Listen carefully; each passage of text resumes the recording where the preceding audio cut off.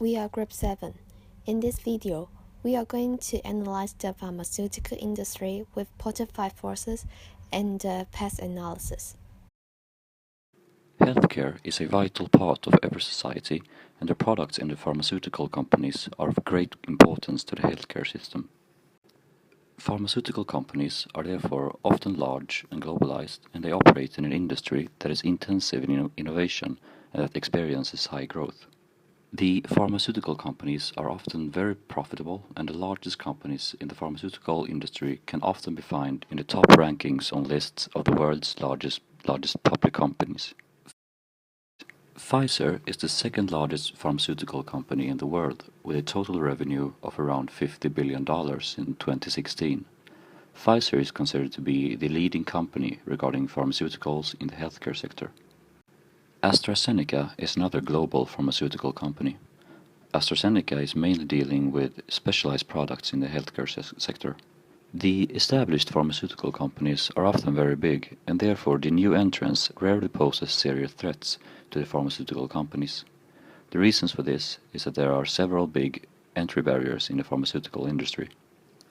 Once a company have developed a new drug, they often receive a patent stating that only their company is allowed to produce that certain drug. Patents are only valid for a number of years, but during these years the manufacturer of these patented products can demand a higher price for their product, a price which otherwise would not be possible due to competition from other producers.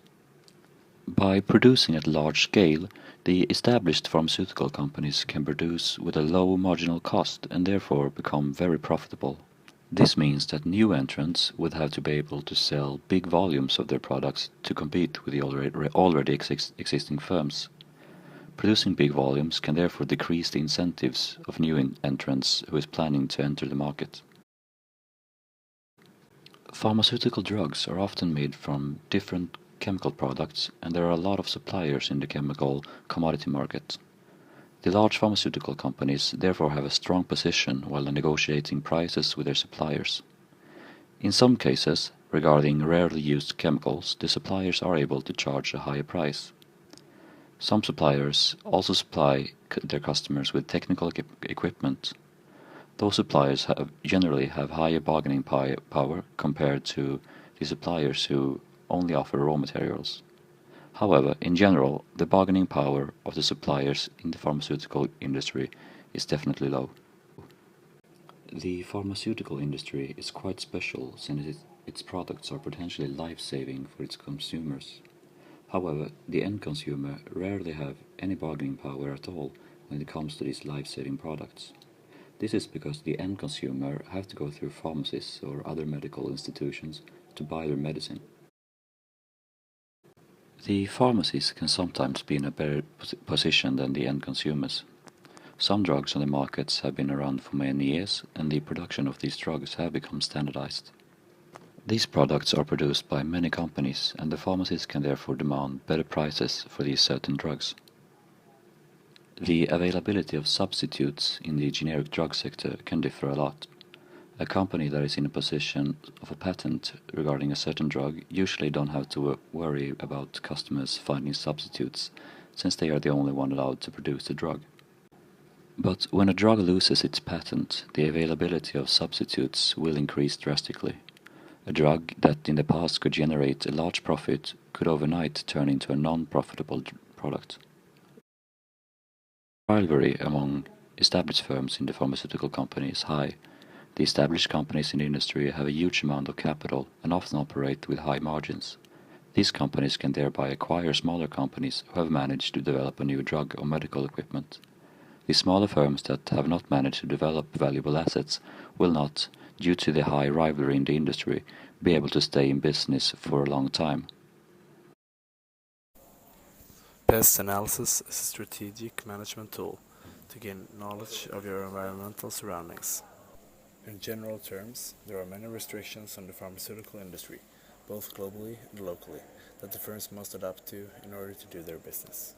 There has been an increased focus on the sector in terms of more control on the quality of medicines to recent years. But after the US election in 2016, the largest pharmaceutical market can change drastically. The Trump administration are eager to decrease the regulations in the US to get a more competitive market and in turn lower the prices on medicines. Both of the firms are mostly positive on the decrease of regulations, especially the new tax policies. None of the firms have officially released a strategy, but with a significant increase of capital, both of the companies will most likely invest their capital in innovation and new technologies. For the economic part, no matter you are living in developed countries or developing countries, health is one of the most critical things that people are concerning about. This is not just affecting consumers' preference, but also affecting the economic development for pharmaceutical industry. Pharmaceutical companies can target their customers with the most suitable products to increase their profit. For example, companies can target people in developing countries with products that help prevent infectious diseases due to their poor economic and educational status. Besides, according to the Organization for Economic Cooperation and Development, the public health expenditure has kept on increasing in many countries. As shown in the graph, it has illustrated the health spending of the United States from 2010 to 2015. In 2010, 7.9k US dollars per capita is spent, which 9.45k US dollars per capita has been reached in 2015. A constant health spending growth can be predicted in many countries, which definitely provides great opportunities for the pharmaceutical industry in the economic aspect. And now on to the social factors.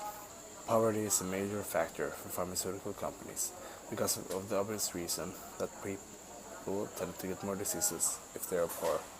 People still get affected by malaria, TB, and other third world diseases because of their social-cultural status.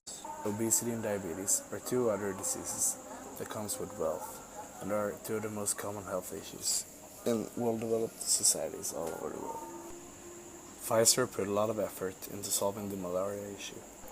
The first of the 3 steps in Pfizer's malaria treatment is to produce and deliver the well-known medicine to the most affected areas all over the world.